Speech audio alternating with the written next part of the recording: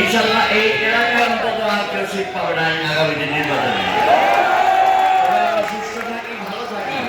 এই জনস্রোতের সামনে আমার মনে হয় মহিউদ্দিন ভাইয়ের কৃতিত্ব, আমার কোনো কৃতিত্ব জায়গা নেই। মহিউদ্দিন ভাইয়ের কৃতিত্ব, উনি আজকে এই আয়োজন করছেন, আমি ওনার সঙ্গে সহযোগিতা করছি। সেই কারণে আমাদের ডিস্ট্রিক্টের যে কমিটি তারা আমার সঙ্গে সহযোগিতা করছে। আমি এই ভালো শিক্ষা মহিউদ্দিন ভাই হাতে দিয়ে গেলাম। সবাই ভালো থাকেন, সুস্থ থাকেন। এই অঞ্চলে ইনশাআল্লাহ আগামী দিনে কোনো অন্যায় কোনো কাজ হবে না, আপনাদের বলে যেতে পারি। সবাই ভালো থাকেন, সুস্থ থাকেন। ধন্যবাদ সবাইকে।